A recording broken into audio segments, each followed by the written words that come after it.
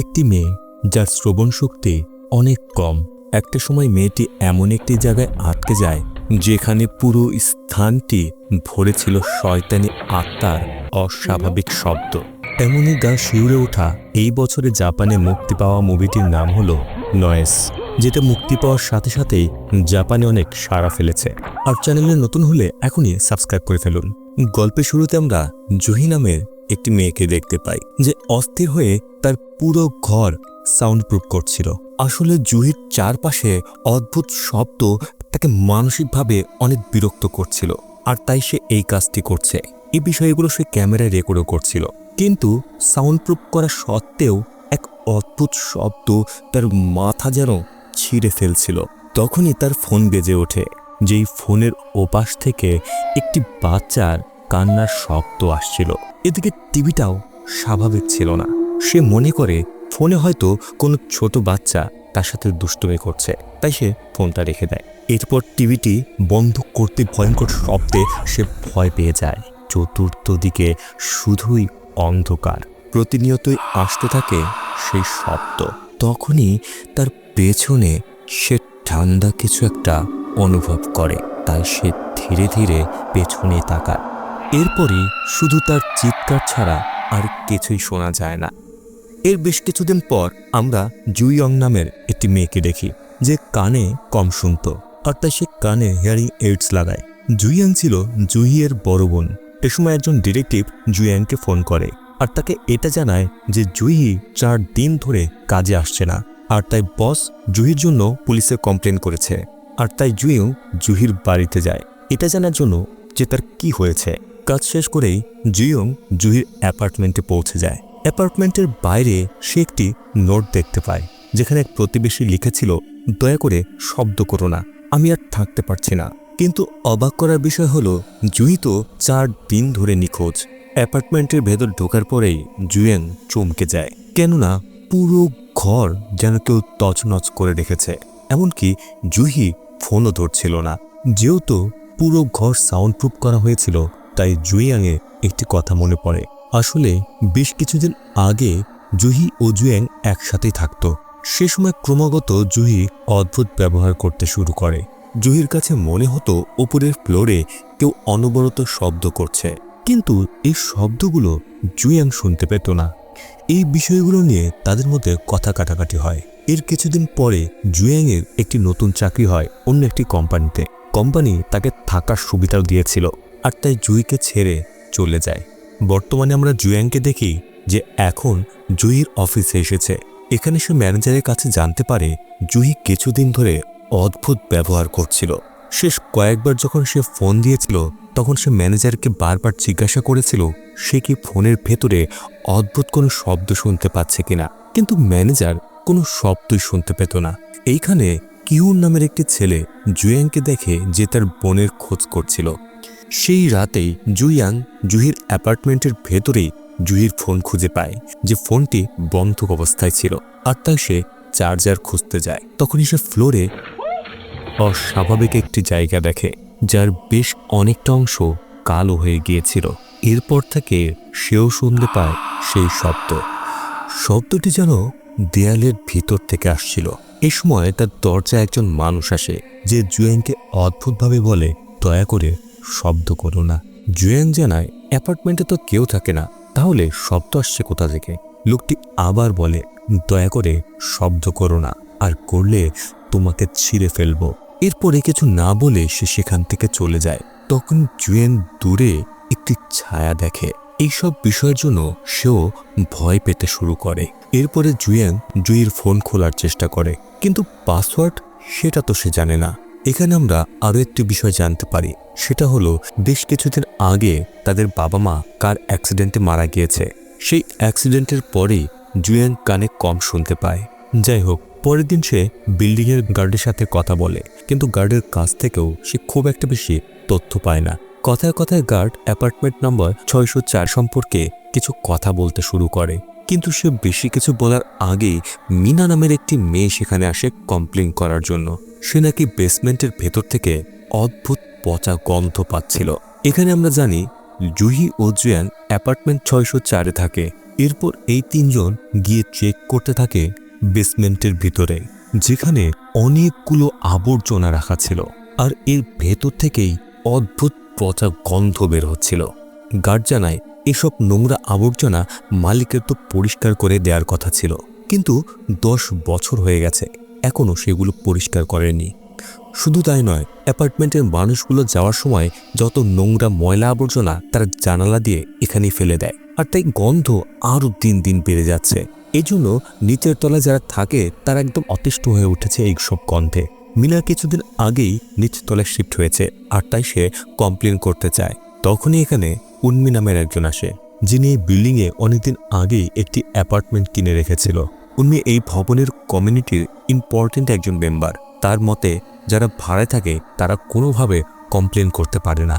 এ বিষয় নিয়ে উন্মির সাথে মিনার বেশ কথা কাটাকাটি হয়। তারপর মিনা চলে গেলে জুয়েং পুনরায় গার্ডের কাছে 604 নম্বর রুমের ব্যাপারে জিজ্ঞাসা করে, কিন্তু উন্মি গার্ডকে কোনোভাবেই সেই কাহিনী বলতে দিচ্ছিল না। এজন্য ইচ্ছে করে সে গার্ডকে কাজে লাগিয়ে দেয়। সেই দিন জুয়েং যখন তার বসের সাথে কথা বলছিল, তখনই আমরা জানতে পারি তার কাছে একটি অ্যাপ আছে। সেই অ্যাপের মাধ্যমে আশেপাশের মানুষজন যেসব কথা বলে সেগুলো অটোমেটিকভাবে লিখিত আকারে ফোনে দেখা যায়, যেন জুয়েংয়ের কোনো সমস্যা না হয়।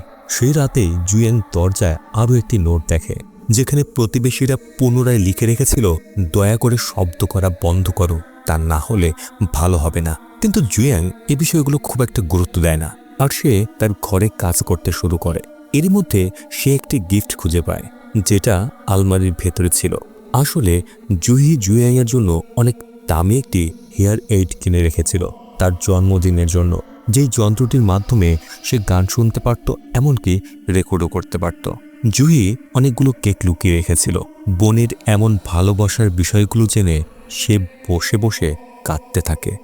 এ সময় জুয়েং জুহির ফোনে পাসওয়ার্ডের জায়গায় নিজের জন্মের তারিখ দেয়। অবাক করে ফোনটি খুলে যায়।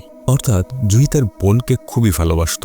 সর্বপ্রথম জুয়েং সেই ব্যক্তিকে মেসেজ পাঠায় যার সাথে সর্বশেষ জুহি কথা বলেছিল। এরপর জুয়েং জুহির ফোনে লক্ষ্য করে অনেকগুলো রেকর্ড করা আছে, যেটা ঘরের বিভিন্ন শব্দের রেকর্ড। জুহি বসে বসে প্রতিটি রেকর্ড শুনতে থাকে, যেখানে বেশিরভাগই মনে হচ্ছিল কেউ যেন দেয়ালে অনবরত হাতুড়ি দিয়ে আঘাত করছে। এরই মাঝে জুয়েং একটি অদ্ভুত শব্দ শোনে, যেটা শোনা মাত্রই তার চোখ কপালে উঠে যায়। কেননা রেকর্ডিং তো শেষ হয়ে গেছে, কিন্তু শব্দ এখনো হচ্ছিল। সে ভয় পেয়ে পুরো ঘর খুঁজতে থাকে যে শব্দটি আসছে কোথা থেকে, কিন্তু সে কোনোভাবে যেন কিছু বুঝতে পারছিল না। এদিকে মাঝরাতে তার দরজায় কেউ একজন আসে, যে ঠিক তার বোন জুহির কণ্ঠে কথা বলছিল। সে অনেক খুশি হয়ে দরজা খুলতে যায়, কিন্তু তখনই তার মনে পড়ে দরজায় তো ইলেকট্রিক লক লাগানো। যদি সত্যি দরজার বাইরে জুহি আছে, তাহলে সে পাসওয়ার্ড দিয়ে কেন ভিতরে আসছে না? সে তো তার নিজের পাসওয়ার্ড জানে, তবুও তাকে কেন দরজা খুলতে বলছে? তাহলে কি দরজা ওপারে অস্বাভাবিক কিছু একটা? তখনই অদ্ভুত অস্বাভাবিক শব্দ শুরু হয়ে যায়, যা শব্দে যেন তার মাথা ছিঁড়ে যাচ্ছিল। তখনই তার ঘুম ভেঙে যায়। ভাগ্যিস এটা তার দুঃস্বপ্ন ছিল। পরের দিন জুয়েংয়ের সাথে দেখা করতে আসে কিহুন। কিহুন আসলে জুহির বয়ফ্রেন্ড। আসলে কিহুন জুয়েংকে সাহায্য করতে চাচ্ছিল জুহিকে খুঁজে বের করার জন্য। তখনই জুহির ফোন বেজে ওঠে। ফোনে ছিল মিয়াংজে নামের একটি মেয়ে। গায়েব হওয়ার আগে শেষবারের মতো জুহি তার সাথে কথা বলেছিল। এরপর এই দুজন মিয়াংজের সাথে দেখা করতে যায়, কিন্তু মিয়াংজে বলে সে জুহিকে চেনে না। এক রাতে জুহি তাকে ফোন করে আর তাদের বিল্ডিংয়ের ব্যাপারে জিজ্ঞাসা করে, কেননা কিছুদিন আগে মিয়াংজা সেই অ্যাপার্টমেন্টেই থাকতো। এই সময় তাদের অ্যাপার্টমেন্ট সম্পর্কে ঘটনা বলতে থাকে। বেশ কিছুদিন আগে এক মহিলা ওই অ্যাপার্টমেন্টেই থাকতো। প্রথম দিক থেকে সেই মহিলা বলছিল এই অ্যাপার্টমেন্ট শুধু এই অ্যাপার্টমেন্ট নয়, পুরো ভবনে রয়েছে অস্বাভাবিক আত্মা। এমনকি 704 থেকে সে প্রতিনিয়ত অদ্ভুত শব্দ শুনতে পেত। একদিন অবাক করে মেয়েটি ফাঁসি দিয়ে আত্মহত্যা করে। এই সকল বিষয় মিয়াংজা জুহিকে জানিয়েছিল, আর সেই রাতের পর থেকেই জুহি নিখোঁজ। তাহলে কি আত্মহত্যা করা সেই আত্মাই কি জুহিকে বিরক্ত করছিল, নাকি এর পেছনে রয়েছে গভীর রহস্য? এই ঘটনাটি শোনার পরে জুয়াং ও কিহুন অ্যাপার্টমেন্টে ফিরে আসে, যেখানে দরজায় তারা আরও একটি নোট পায়। প্রতিবেশী একজন এখানে লিখেছিল, অ্যাপার্টমেন্টের ভেতর থেকে বিরক্তিকর অনেক শব্দ আসছে, যদি শব্দ না বন্ধ করা হয় তাহলে সে সবাইকে মেরে ফেলবে। নোটের ভেতরে ওয়াশরুমে যাওয়ার শব্দ, চলাফেরার শব্দ, হেয়ার ড্রায়ারের শব্দ, ওয়াশিং মেশিনের শব্দ, অনেক অদ্ভুত অদ্ভুত সাধারণ শব্দের কথা লেখা ছিল, যেগুলো মূলত অ্যাপার্টমেন্টের বাইরে যাওয়া মোটেই সম্ভব নয়। তাহলে এই নোটগুলো কি লিখে যাচ্ছে? যাই হোক, জুয়াং এগুলো খুব একটা গুরুত্ব দেয় না। এরপর তারা জুহির নিখোঁজ হওয়ার পোস্টার তৈরি করে। এরপরে কিহুন যখন চলাফেরা করছিল তখন তার পায়ের শব্দ জুয়াংকে বিরক্ত করছিল, অর্থাৎ এই ঘরের অভিশাপ এখন জুয়াংয়ের উপরে চলে এসেছে। জুয়াং এখন ডিটেকটিভের সাথে কথা বলে আর জানায় জুহির ফোনে তেমন বিশেষ কিছু ছিল না, কিন্তু কোনো এক প্রতিবেশী তাদের দরজায় বারবার হুমকি দিয়ে কিছু নোট লিখে যায়। জুয়াং সন্দেহ করে হয়তো এই ব্যক্তিটি সেই ব্যক্তি যে একদিন রাতে এসে তাকে হুমকি দিয়ে গেছে, আর সেই ব্যক্তি থাকে 504 নম্বর রুমে, অর্থাৎ তাদের ঠিক নিচের অ্যাপার্টমেন্টে। হয়তো সেই জুহির সাথে কিছু একটা করেছে, কেননা পুলিশের কাছে এমন কোনো তথ্য নেই যাতে বোঝা যাবে জুহি এই বিল্ডিং ছেড়ে বাইরে গেছে, অর্থাৎ তাকে এই ভবনের মধ্যেই কোথাও গায়েব করা হয়েছে। সেদিনই মাঝরাতে ওই লোকটি আবারও আসে তাদের দরজায়। লোকটি আবারও জানায়, শেষবারের মতো হুঁশিয়ারি দিয়ে যাচ্ছে, শব্দ করা বন্ধ করো, তা না হলে আর নিস্তার নেই। এরপর লোকটি চুপচাপ চলে যায়। কিন্তু এটাই শেষ নয়, এবার সে লোকটির হাতে ছিল একটি ধারালো ছুরি, আর নিজের ঘরে ঢোকার আগে সে ওই ছুরি দিয়েই পাসওয়ার্ড দিচ্ছিল, অর্থাৎ এই লোকটিও অভিশাপে অভিশপ্ত। এগুলো দেখে কিহুনও বুঝতে পারে যে এই ভবনের অনেকগুলো মানুষ স্বাভাবিক নয়। সে চলে যাওয়ার আগে জুয়াংকে সাবধানে থাকার কথা বলে যায়। সে রাতে জুয়াং যখন জুহির পোস্টারগুলো বিলি করছিল তখন দেখে রাস্তার পাশে একটি বাচ্চা ছেলে অদ্ভুতভাবে কোথায় যেন তাকিয়ে আছে। বাচ্চাটিকে প্রশ্ন করলেও কোনো উত্তর না দিয়ে সে চলে যায়।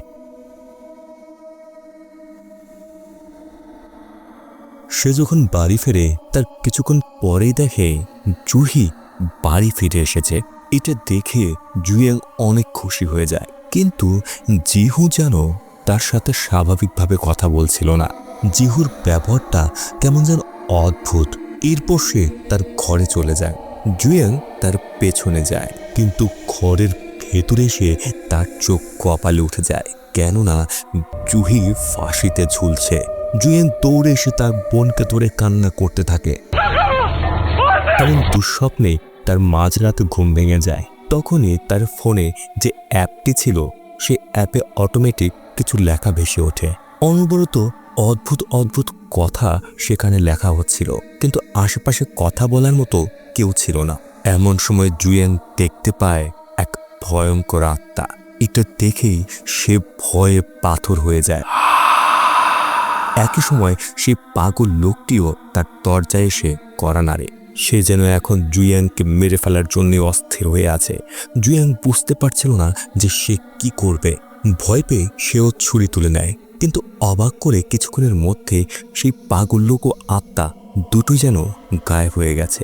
এই সময় আমরা সেই পাগল লোকটিকে দেখতে পাই যে পুনরায় তার অ্যাপার্টমেন্টে ফিরে যাচ্ছিল, কিন্তু তখনই এক ভয়ঙ্কর আত্মা এসে তাকে ভয় পাইয়ে দেয়।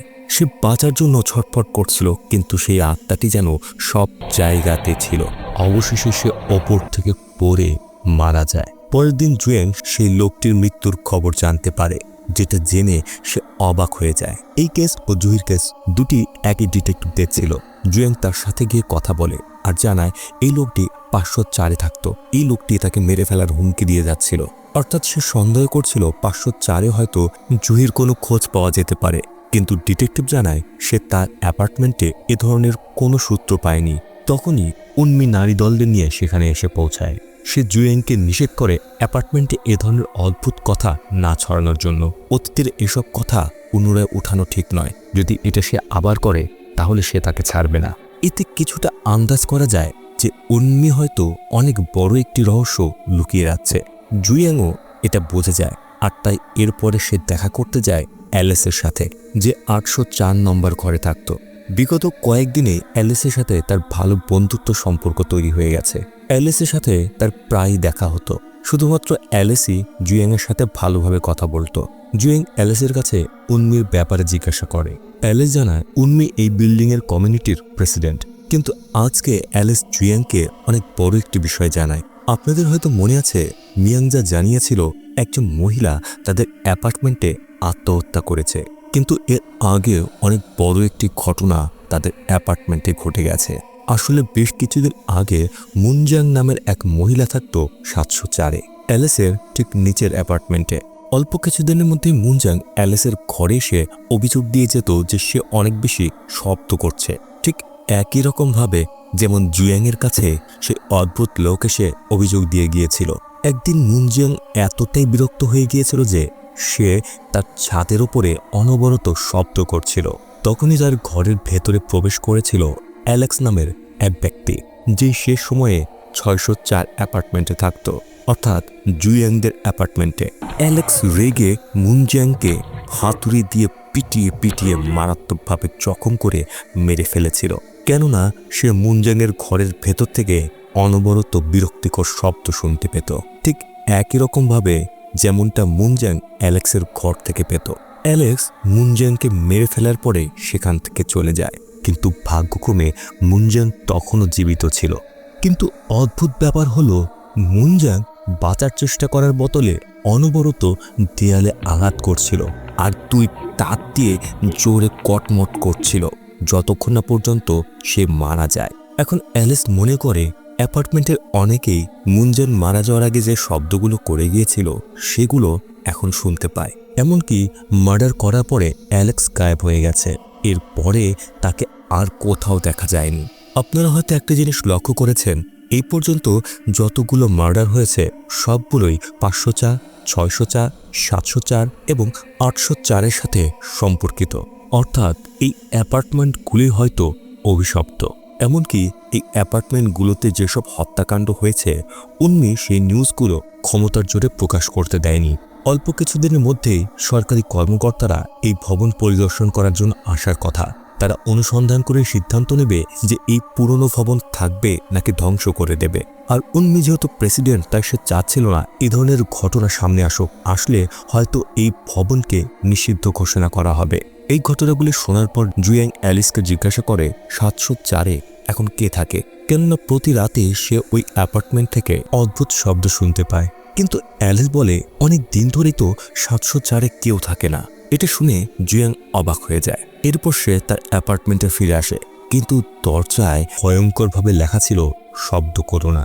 এবার সে বুঝে যায় এতদিন যে নোটগুলো তার দরজায় ছিল সেটা 504-এর সেই ব্যক্তি লেখেনি।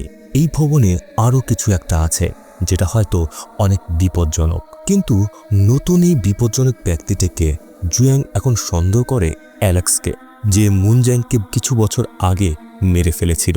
যেহেতু সে গায়েব হয়ে গেছে, তাই সে ধারণা করে হয়তো লুকিয়ে লুকিয়ে সে ভবনের মানুষদেরকে খুন করে ফেলছে, আর সেই হয়তো জুইকে কিডন্যাপ করেছে। পরের দিন জুয়াং অনেক বেশি অস্থির হয়ে যায়, কেননা সে দেখে উন্মি সরকারি কর্মকর্তাদের সামনে বক্তব্য দিচ্ছিল এবং এই অ্যাপার্টমেন্টগুলোতে হয়ে যাওয়া মৃত্যুর ঘটনাগুলো কৌশলে ব্যবহার করছিল, যেন সকলে তাকে ভালো মানুষ ভাবে। এটা শুনে জুয়াং অনেক রেগে যায়। সে ছুটে গিয়ে মাইকের তার খুলে ফেলে আর সকলকে এই ভবনে ঘটে যাওয়া সকল সত্য ঘটনা জানাতে শুরু করে, কিভাবে কত মানুষ রহস্যজনকভাবে মারা গেছে আর উন্মি ক্ষমতার জোরে সকল কিছু দাবিয়ে গেছে। এটা শুনে উন্মিও রেগে গিয়ে জুয়াংকে মারতে শুরু করে। এগুলো বিষয় নিয়ে দুজনের মধ্যে মারাত্মক লড়াই শুরু হয়ে যায়। তখনই কিহুন এসে তাদেরকে থামায় যে এইমাত্র এখানে এসে পৌঁছেছে। এই লড়াইয়ে উন্মি বুঝে যায় জুয়াং কানে কম শোনে।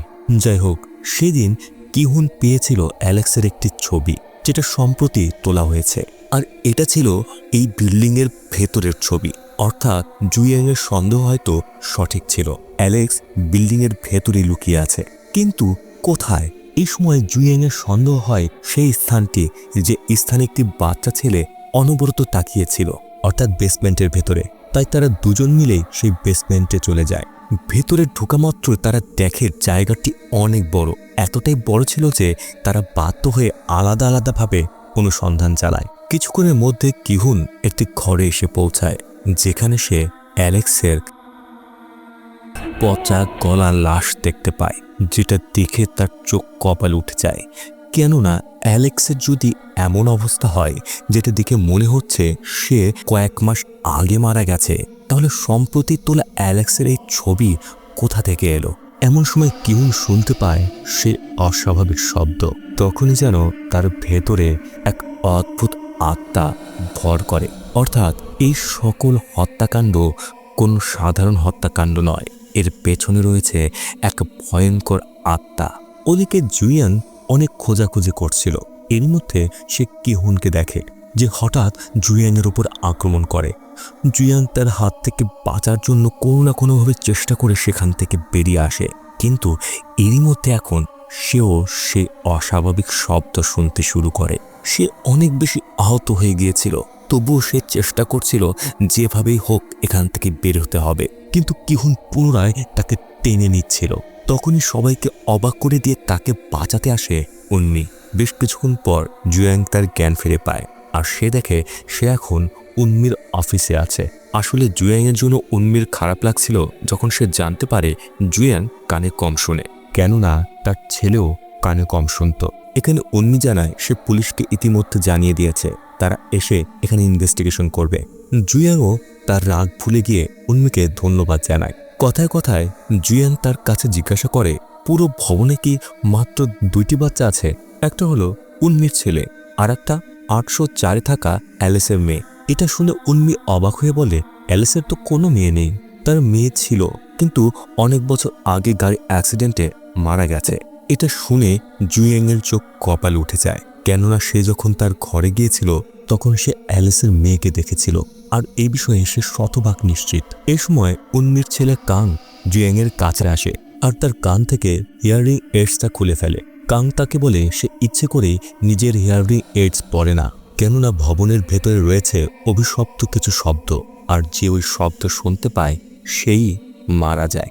তখনই বাইরে প্রচণ্ড শব্দ হয়, আর তাই জুয়াং দৌড়ে যায় সেখানে কি ঘটেছে এটা দেখার জন্য। এখানে অনেকগুলো মানুষ জড়ো হয়েছে। সে ভালো করে লক্ষ্য করে পুলিশ খুঁজে পেয়েছে কিহুনের মৃতদেহ, যাকে সে আত্মা মেরে ফেলেছে। এটা দেখে জুয়াংয়ের আত্মা কেঁপে ওঠে, আর সে ভয় পেতে থাকে তাহলে হয়তো তার বোনও বেঁচে নেই। শুধু তাই নয়, ডিটেকটিভও এই বিষয়গুলো নিয়ে খুব একটা গুরুত্ব দেখাচ্ছিল না। তাই এই রাতে জুয়েং নিজেই চলে যায় সেই বেসমেন্টে, সবকিছু নিজেই অনুসন্ধান করবে নিজের বোনকে খুঁজে বের করার জন্য। যেতে যেতে সে অনেক গভীরে চলে যায়, যেখানে সে খুঁজে পায় তার বোনের ক্যামেরা।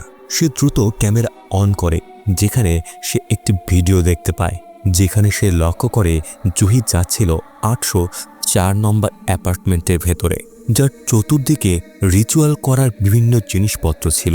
আর একটি ঘরের এক কোণায় অ্যালেস তার মেয়ের সাথে কথা বলছিল, কিন্তু ক্যামেরায় তার মেয়ের কোনো অস্তিত্ব নেই। আর অ্যালেস তার মেয়েকে বলছিল যে সে কিভাবে মানুষদেরকে তাদের অ্যাপার্টমেন্টে মেনে ফেলেছে।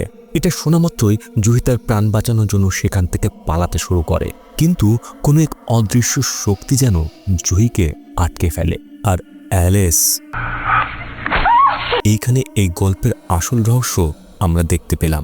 আসলে 804 নম্বরে থাকা অ্যালেস করছিল কালো জাদু। তার মেয়ে বেশ কিছু বছর আগে মারা গিয়েছিল, কিন্তু কালো জাদুর মাধ্যমে সে তার মেয়ের আত্মাকে ফিরিয়ে নিয়ে এসেছে। আর তার মেয়ের আত্মা এই ভবনের দেয়ালের ভেতরে থাকত, আর সেই আত্মা চলাফেরার কারণে দেয়ালের ভেতরে তৈরি হতো অদ্ভুত শব্দ। আর যে শব্দগুলো শোনা যেত 504, 604 এবং 704-এর অ্যাপার্টমেন্টে। আর এই 3টি অ্যাপার্টমেন্টের মানুষজন একে অপরকে দোষারোপ করছিল এই অদ্ভুত শব্দের জন্য। আর এই বিষয়গুলো যেন বাইরে জানাজানি না হয়, তাই অ্যালেস কালো জাদুর মাধ্যমে সে সকলকেই মেরে ফেলেছে।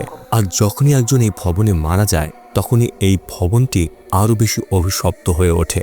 আর যাদেরকে অ্যালেস মারতে পারত না, বন্দি করে রাখত এই বেসমেন্টে, যেখানে তারা খাবারের অভাবে তিলে তিলে মারা যায়। আর এজন্য বেসমেন্টে কিহুন পেয়েছিল অ্যালেক্সের সেই পচা গলা লাশ।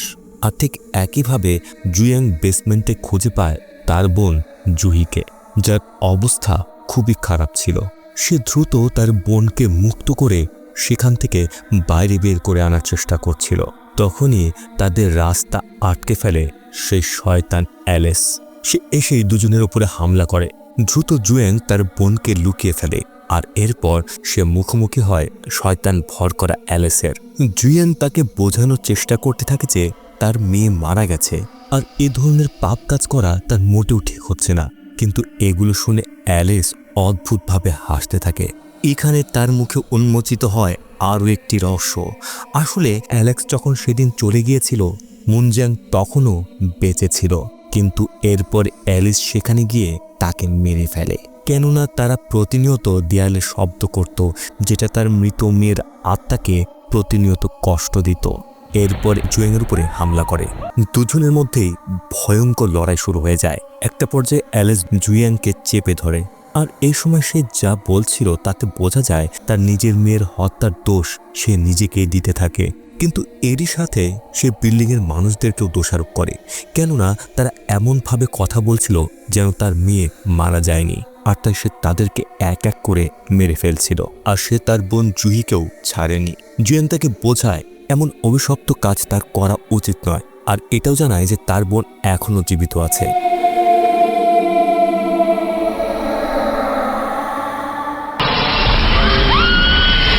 তখনই ছাদের ওপর থেকে নেমে আসে মুনজাংয়ের আত্মা, যে অ্যালিসের উপরে হামলা করে, আর জুয়েন যান বাঁচিয়ে পালাতে শুরু করে। আর মুনজাংয়ের আত্মা অ্যালিসকে মারাত্মকভাবে আঘাত করে তার প্রতিশোধ নিতে থাকে।